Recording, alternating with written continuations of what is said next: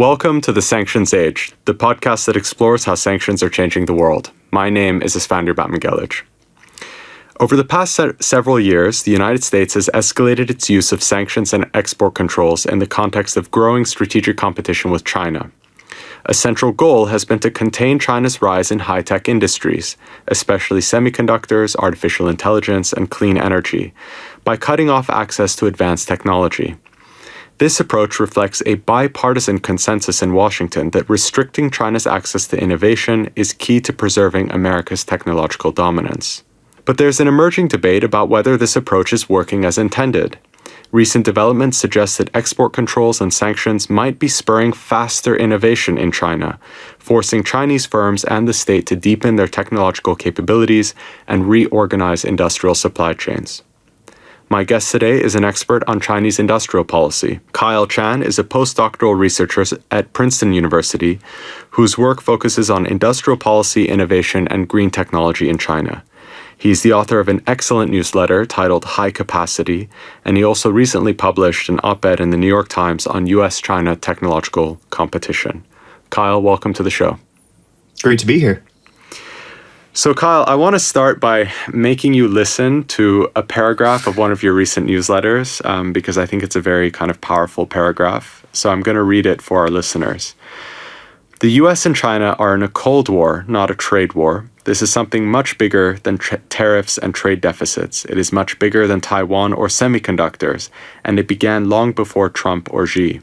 The US and China are locked in a global contest of power that is playing out along every dimension: economic, technological, military, cyber, soft power, global prestige.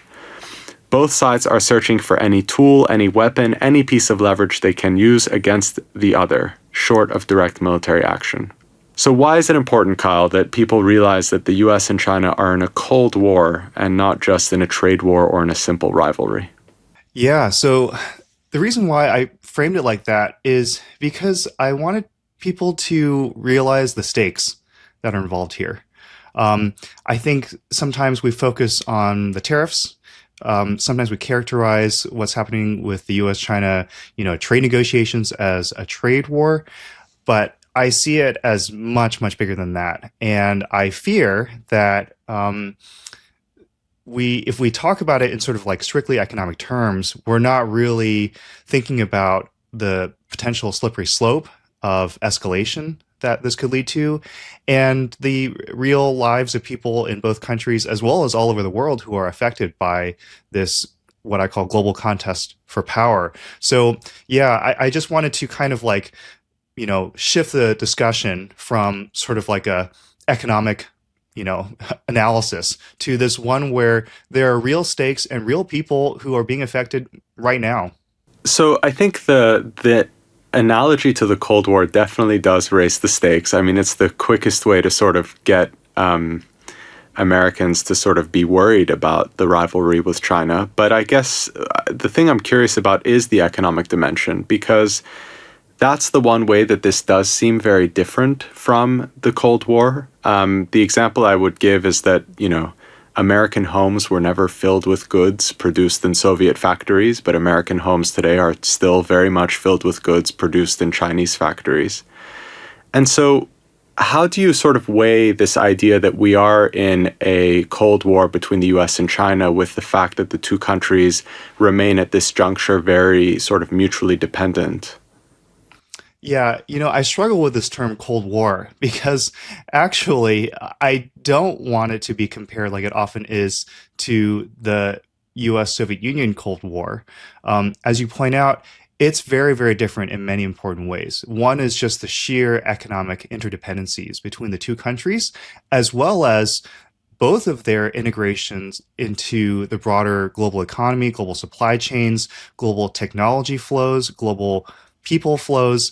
So it's clearly not the right comparison. And in fact, I would push back against people who try to make that comparison too directly. I think also China is very different than the Soviet Union. The U.S. today is actually, I would argue, in many ways very different than the U.S. of that Cold War time. But so, in an ideal world, I would figure out a better term than the word Cold War. But I did want to use the term Cold War just to also capture the full range of what's happening. And so I think, not to be like pedantic, but maybe like the dictionary definition of a Cold War being sort of like contestation between two powers to in almost every dimension except for direct military conflict. That I saw as applying. So that's why I mentioned things like everything from sanctions, export controls, sort of supply chain battles, as we're seeing right now, to cyber offensives, cyber campaigns against each other, as well as even down to the control of movement of people, visas and things like that. So I think all of these kind of factor into something that's bigger than a trade war, not quite a Cold War in the sense that we think of perhaps historically. And a big part of that contestation really is this kind of rivalry around advanced technology. And I think one of the really cool things, having followed your work for a while now, is that you've done such a brilliant job to help people sort of follow this rivalry as it's developed and as the two sides are forming policy to respond to one another. And back in January, you published a very widely shared article that included this great Venn diagram. And the Venn diagram showed how Chinese companies aren't usually just producing one kind of advanced technology. There's usually a cluster of technologies that they're specializing in, and it could be drones or batteries, electric vehicles, industrial robots, semiconductors, AI software.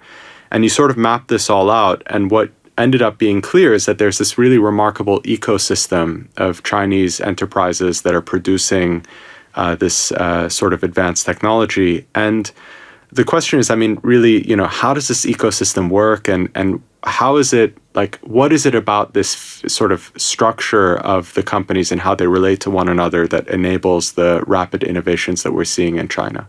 Yeah. So the funny thing about that Venn diagram is it's supposed to almost look confusing when you first see it. It's literally all these like circles overlapping, different sort of sectors, subsectors. You have sensors, you have EVs, you have autonomous vehicles, AI, smartphones, battery technology, sort of all of these overlapping circles, and then you have the companies sort of at the intersections of 1, 2, 3, 4. Even more of these areas. So the point, the broader point, which you captured very very nicely, is just sort of this idea that these are not sort of one sector companies anymore. Especially a lot of tech firms these days in China.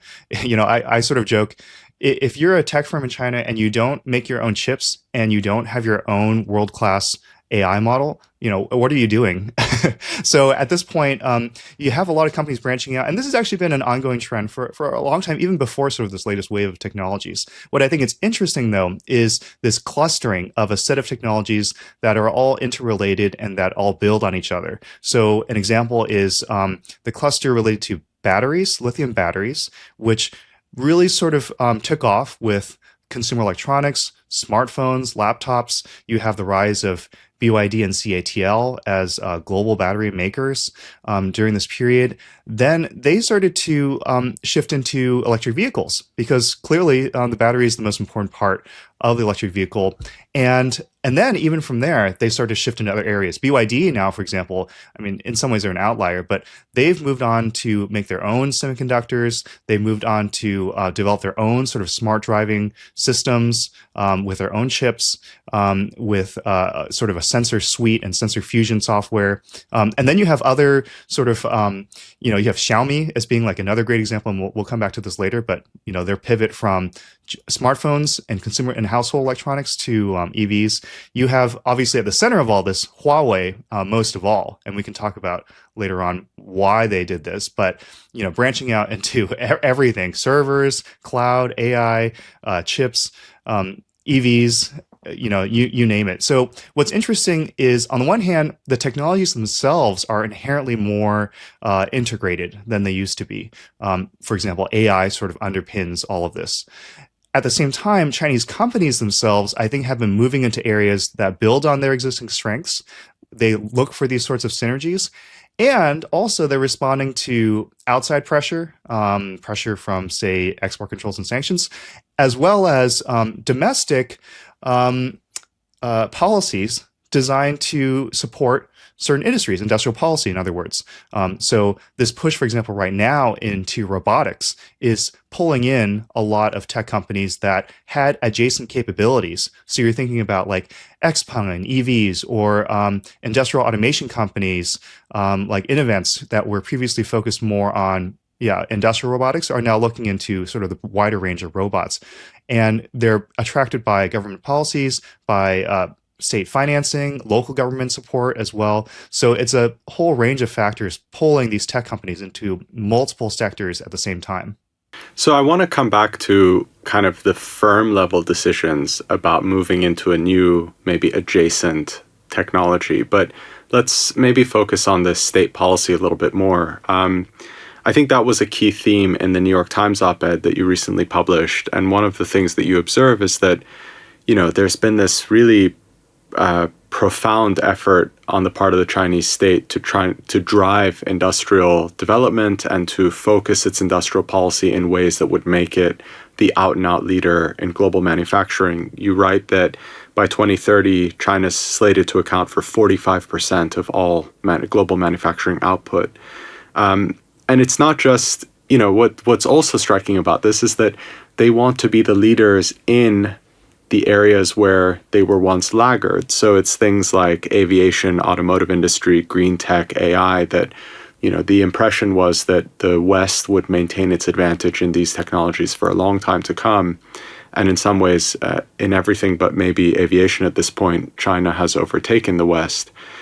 What is exactly the role of state policy here? I mean, I think it's easy to come away with this impression that, well, this is because, Xi Jinping at the plenary sets an economic policy, and then that's how that gets filtered down to the firms. But surely there's also a dynamic that's more bottom up. So how do the two kind of interact, the state policy and the firm level decision making? Yeah, absolutely. Yeah, they definitely interact. So you're right to say that it would be a mistake to think that it's sort of just like a top-down command system. Like Xi or leaders in Beijing say, go into this sector and everyone follows. In fact, many times they have a lot of problems because firms are not cooperating or sort of following along with the program. But what's interesting with China's industrial policy is there's really this very powerful signal that's given from Beijing to a sort of a demand and supply signal from the top that's given out. Often it's sketched out industry by industry in actually fairly open-ended terms. A goal, maybe even a wish list of, having a certain kind of global market share, being able to not be reliant on certain core technologies from foreign companies. And then oftentimes it goes down to the provincial and local governments to actually come up with plans to implement this. They're thinking more sort of at the tactical level about, who to support with, say, assistance acquiring land, infrastructure, utility connections, energy, maybe even to the point of helping recruit workers and build dorms if that's necessary. So a lot of this is happening sort of as an interaction effect between local and central governments. And then you have the firms trying to play a role in shaping this as well. Many times you have industry input, experts from the industry speaking with and trying to negotiate with policymakers. For example, looking at battery technology, right? There's a push now to see what's next in battery chemistries, whether it's solid state or sodium ion batteries. And there's a consortium of industry players along with public research institutes that's working together to try to lead some of the R&D in this field to make sure that China stays at the forefront of this really important area. So taken together, it's a much more complex mix between all these different players, state-owned enterprises, private firms, the VC world. And the idea is not the old sort of, top-down system, but a way to kind of like harness the energy and steer the sort of entrepreneurial forces in a certain direction. And I guess if there is this kind of coordination role that the state is playing, but then they also use incentives to kind of pull firms in certain directions. You mentioned that, basically a company that might be producing batteries would want to avail itself of some subsidies or benefits for moving into car production. And that's become something that pulls them towards innovating in that space. But I'm also interested in the push. I mean, what is it about Chinese firms and the leadership of these firms where they feel confident that they can go from, let's say, making batteries to building a car, and that that's going to be a good car and it's going to be competitive and it's not going to be basically an enormous failure to have spent billions of dollars trying to develop a new kind of technology entirely that you didn't produce before? Yeah, so it's a great question. One thing that I think is talked a lot about in China, and it's hard to kind of quantify and pin down, but I do think there's a level of sort of almost risk taking of making big bets by some of these companies. Even like you take a step back, one of the largest polysilicon manufacturers in China, actually, I think the biggest. So that's a key input into solar cells and solar panels. Began actually in what's it called? Like fish food, basically, like feed for aquatic agriculture.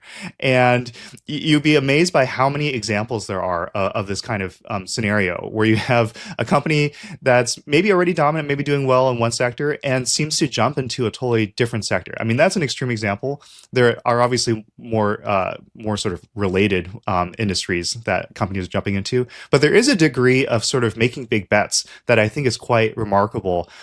And so you have these moments where you have a CEO sort of announcing that they're going to enter this whole new industry, even if there are already 100 other players there.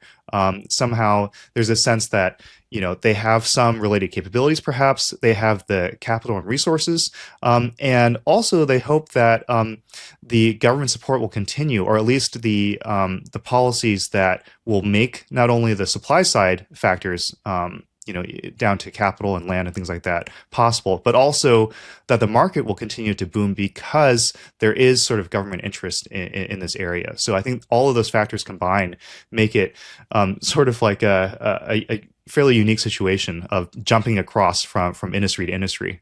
So, I mean, I guess, there have been maybe enough successes that obviously U.S. policymakers are very anxious about China's growing industrial might. And in recent years, the Trump administration in his first term, moving into the Biden administration, now back with Trump, there has been this effort to use sanctions and export controls to, and this is something that, has been very public as part of the U.S. messaging, basically try and slow the pace of Chinese innovation to help the U.S. keep its lead in key technologies. What's the logic in your view behind these measures, and how is it exactly that U.S. Policymakers expect that measures like export controls or sanctions could shape Chinese behavior and make it more difficult for Chinese innovation to take place?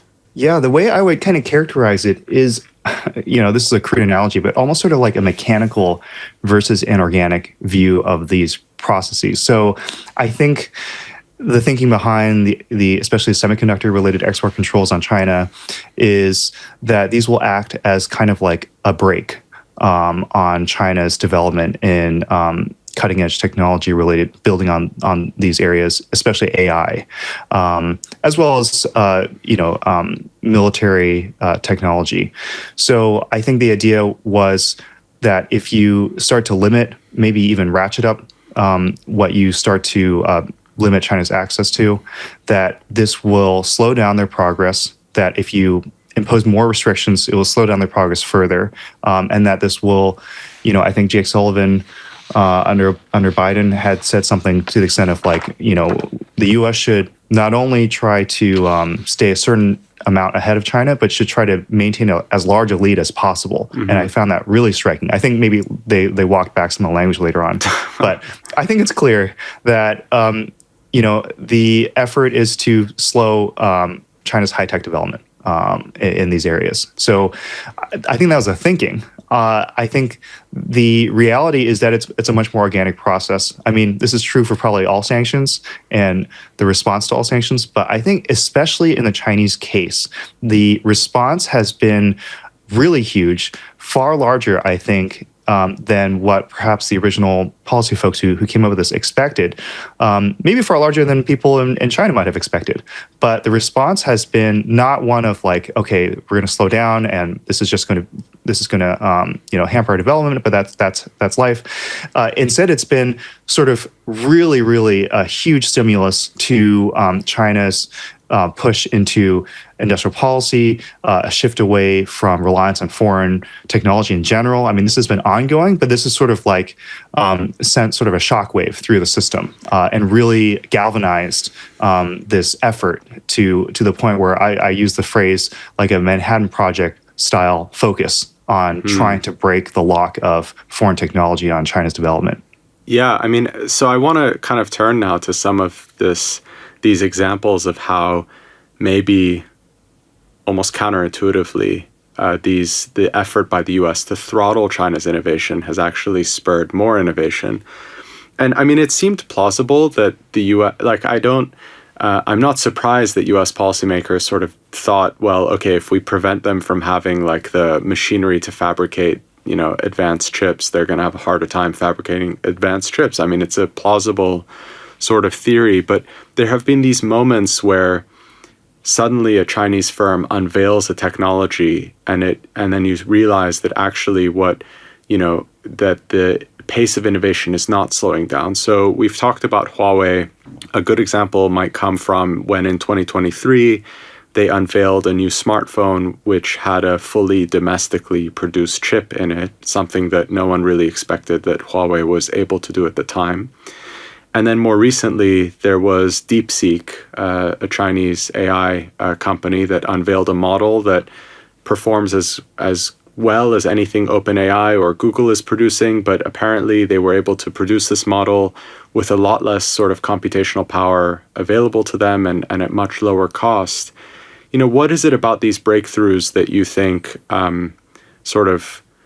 leads us to question the idea that the sanctions and export controls are really slowing down Chinese innovation? And what do the breakthroughs reveal about how China's responding? I mean, you talked about this kind of Manhattan Project moment. I think that's a really interesting analogy. But what does that actually look like in practice? Yeah. So what's interesting is you have sort of this all the above approach looking at technology not as sort of a single path from A to B to C, but as a set of possibilities that you can pursue. And so, for example, with high-end semiconductors, right? I think the idea is EUV lithography is the key path to getting to the sort of most advanced chips. And that may be the case for a while, but China's trying to, and especially a sort of whole consortium, a whole group led by Huawei at the center, is really trying to pursue a whole different range of options, a range of technological workarounds. Recently, actually, Huawei's founder Ren Zhengfei was saying like something to the effect of, we'll use digital approaches if in place of sort of physical approaches. We'll use non-Moore's law related paths if we can't use sort of regular Moore's law approaches. The broader point here is that I think no country and probably no company is more incentivized to try to explore all the full range of options, whether that's sort of new forms of chip packaging in the semiconductor industry, whether it's DeepSeek's pioneering of more efficient algorithms that make better use of limited compute. And actually, one thing that I would point out is these are not only workarounds potentially to reach sort of parity with U.S. systems, perhaps, but that they can actually themselves spur their own kind of innovation, almost a kind of leapfrogging. And this happened in a number of areas. Actually, EVs is one example where China had difficulty with some of the core internal combustion engine technology that they've been trying to basically innovate in and get, but they weren't able to or were limited. And instead, they sort of pioneered EVs, battery technology, and pushed that to the point where China is now sort of leading the world in that area. So these are not merely sort of workarounds. They can also spur new forms of innovation altogether. I want to go to an example from the automotive sector, and particularly this like really big leap from one technology to the other, because I think it's a great example of how sanctions might play a role in this story. So we can talk about Xiaomi. So Xiaomi is probably best known for producing smartphones. But at some point last year, they launched this like incredible car, the SU7.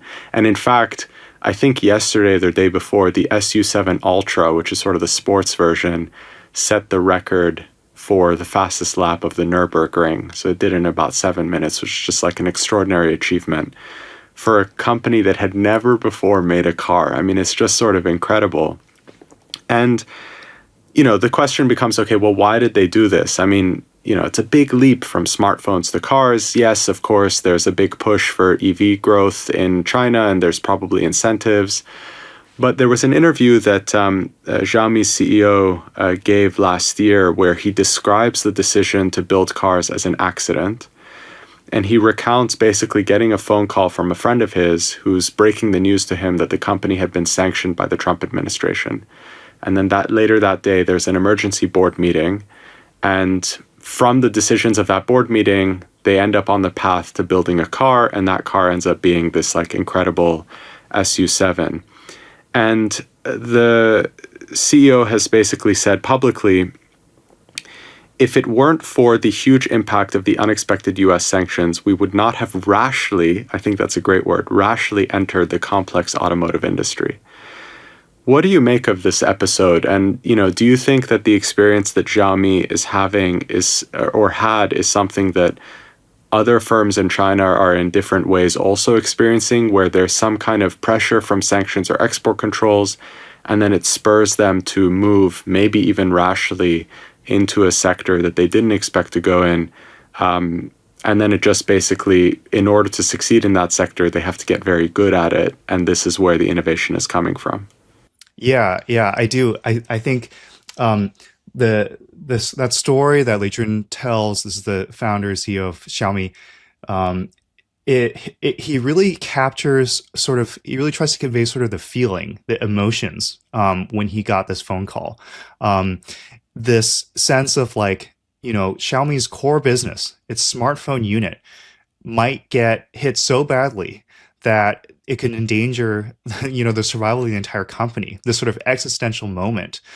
His feeling as an entrepreneur, seeing this sort of project that he had grown into, now one of China's top sort of global brands, getting wiped out.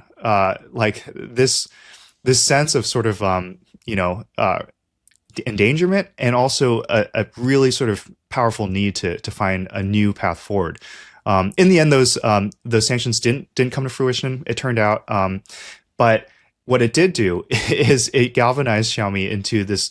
I think it was like a 10 billion. He announced something like a $10 billion bet over 10 years or something like that. And again, this is even in spite of the fact that there are a lot of very, very strong players already in the EV space, and that Xiaomi had, as you point out, never built a car before. So this is such a huge leap, and yet I think it's actually a sign of how powerful an existential threat these sanctions were, and driving this pivot. And I think the lesson that a lot of Chinese tech companies learned from the experience of Huawei and ZTE, and we can come back to this during the first term of administration, the effect that U.S.-led sanctions can have could be so powerful that I think many of them are trying to diversify. Many of them are thinking about making new bets. I actually suspect that Xiaomi had been thinking about this space for a while, and this was perhaps the factor that really sort of pushed them to make that leap. Yeah. I mean, I think that is a key difference, that Huawei and ZTE were in fact sanctioned. And so in the course of trying to innovate, they had to overcome their status as sanctioned entities. I guess in the case of Xiaomi, that wasn't something they had to contend with. But nonetheless, I suppose this the notion that this isn't just like a setback that ends up, really crippling the company, but there's this instinct to try and overcome the challenge. That's something that is just really fascinating to try and understand. And I wonder to what extent, this is something that's being socialized among CEOs in China that are leading these companies. They're looking at each other and seeing the resolve or the courage to make big bets, because I can't imagine that all of them necessarily, in terms of like their character, their constitution, their risk appetite, it would be surprising to me that, and maybe there is some kind of selection process that leads this to be the case, but it would be surprising to me if like fundamentally Chinese CEOs are just like prepared to take enormous risks. I suspect that like something is happening where enough people are taking enormous risks that becomes the appropriate or like reasonable kind of approach to a potential crisis. I mean, how do you sort of see that? Like, it's almost a sociological question rather than a pure sort of business planning question. Absolutely. Yeah, I think the fact that it has been done before and been done successfully sends a message to other Chinese entrepreneurs. It is possible. You can do very well. I mean, Huawei may be an exception in many ways, but they were able to overcome like very, very powerful U.S. sanctions and actually be very successful in a whole range of industries. One thing also that I would point out is the underlying capabilities in manufacturing, in a lot of the supply chains that lead into these industries, is all there in China already. So I don't know if Xiaomi would have done this had there not already been a robust auto industry in China, a robust EV supply chain in China, all of these firms that could play a role in this, the degree of sort of industrial automation in a lot of Chinese factories, that sort of expertise can be drawn into a new EV business unit if one should emerge. So that gives, I think, entrepreneurs more confidence in being able to dive into what might otherwise look like sort of a new unrelated space, but in some ways builds on an existing foundation that spans across all these companies and even multiple sectors. And that goes back to the Venn diagram, basically, which is an illustration of this embeddedness of the companies in these larger ecosystems. But I mean, and this is something reading your newsletter that really comes through, is that if you have an appreciation for the questions of state policy, what is motivating the entrepreneurs in China, the resources that are available to them because of the particular structure of the Chinese industrial base, it does kind of start to appear that this strategy of using sanctions or export controls to slow down Chinese innovation is misguided. And you start to see this pattern emerging where actually, as you describe, you might actually be accelerating or spurring the technological advancement in China. I mean, does that lead you to believe that the US needs to fundamentally rethink its approach to its strategic competition with China? And, what would a more effective strategy look like, or at least a less self-defeating strategy when it comes to trying to keep an edge over China in certain strategic sectors? Yeah, it's a great question. I think that when we think about sanctions, we really need to think hard about second, third order effects that, you might feel like this is almost an easy tool to reach for because it's doable. There's maybe a choke point or a bottleneck in some kind of technology or supply chain that you can take advantage of. But the reality is that this can spur a whole reaction, a whole response, both in terms of companies, say in China, moving into new areas. Also, another sort of really important response that I would point out, and this was especially the case for China, is a rally around the flag response. I think for a lot of countries facing sanctions, it's personal. It's like it's not just a matter of economics, of this sort of abstract geopolitical game playing at a higher level than, but this is affecting the lives of workers, of businesses, of people trying to make a living. That this feels like, especially for China, that where they focus so strongly on development, on trying to modernize, and of course, they have a big chip on their shoulder in terms of sort of national psyche about feeling like they're catching up. This really sort of feeds right into that nationalist sort of feeling of, the U.S. can't keep us down, right? That DeepSeek was so celebrated in China, not just because it did a great job, that it was a cutting edge, AI model that had come out, on par with other ones in the U.S., but that they had done this in spite of U.S. sanctions. That this was sort of a Chinese moment, not just a DeepSeek moment. So I think, yeah, it's important to just keep in mind these sort of broader, as you pointed, sort of sociological responses to what otherwise seems like a, pure economic tool. Now, on the question of what should the U.S. do, how should the U.S. be thinking about sanctions and what could we do better? I think fundamentally, by far, the most important thing is U.S. investment in its own capabilities and trying to improve competitiveness among its own firms, investing in basic research, R&D, universities. I talk about this in that New York Times op-ed. I think there's so much that actually the U.S. has going for it. There's so many great institutions, research groups, great companies. I can't emphasize enough the importance of immigration and how you have a Google or an NVIDIA emerging here in large part, I think, because of our openness and our attractiveness to people to talent from all over the world. So all these things I think we have going for us, and we need to sort of augment that and build on those strengths.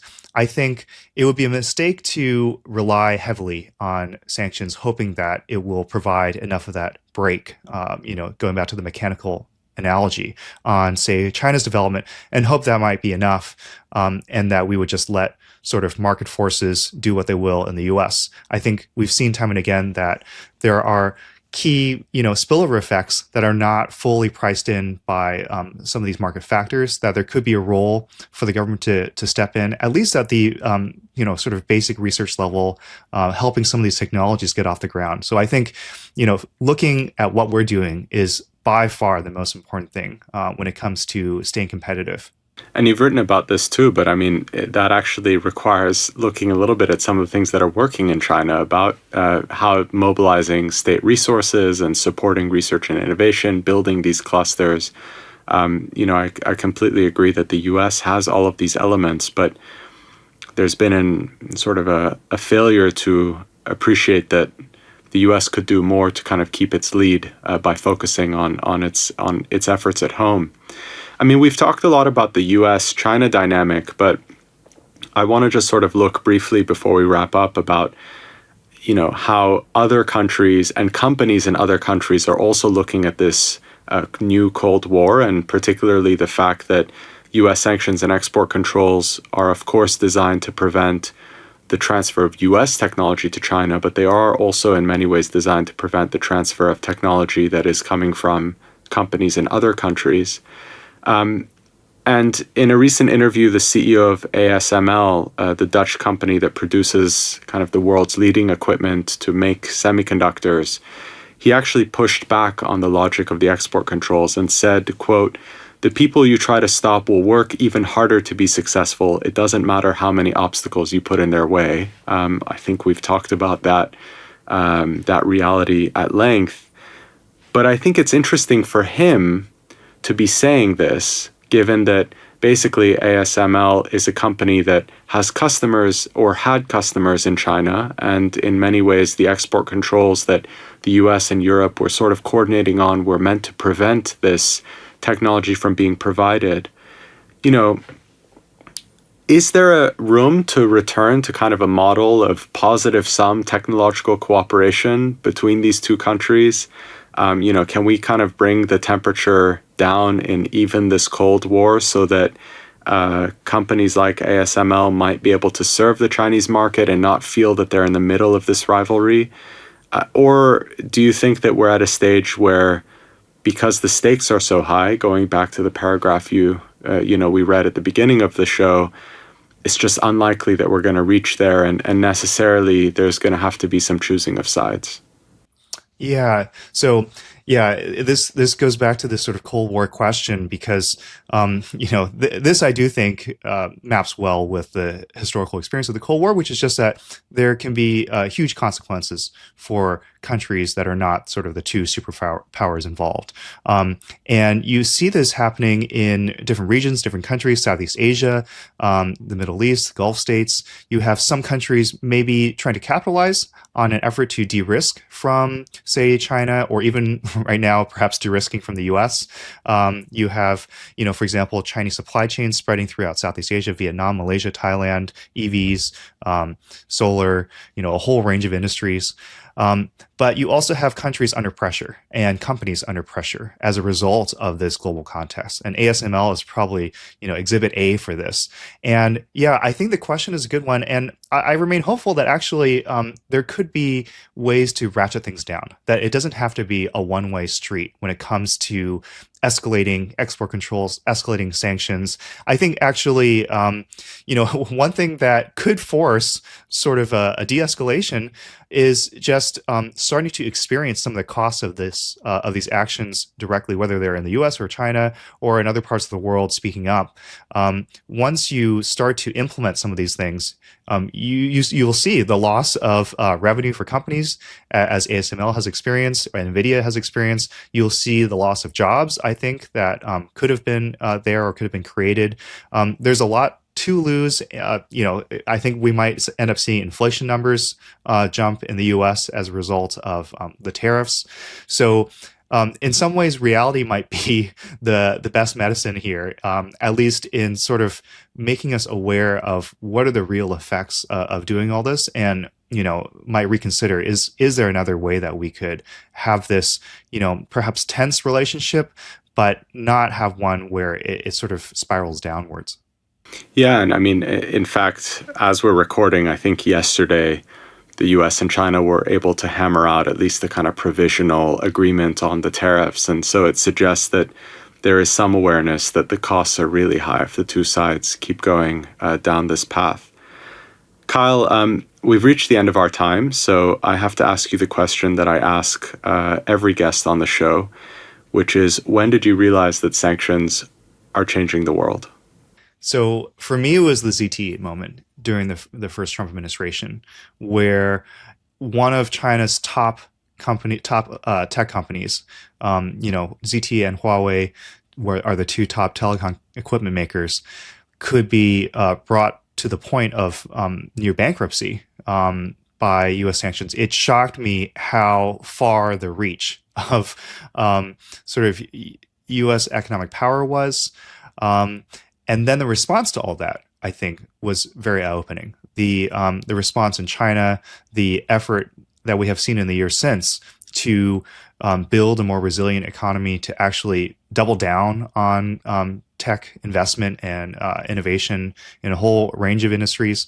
That part, I think, made me realize how central sanctions are to this whole story in China of industrial policy, of development, and of sort of China's future trajectory. I think it's one of the most powerful factors driving all this.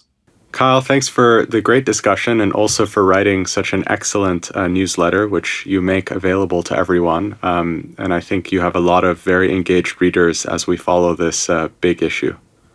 Thank you. It's my pleasure. I'm Esfandyar Batmanghelidj, and this has been The Sanctions Age. Our show is produced by Spiritland Productions. Thanks for listening.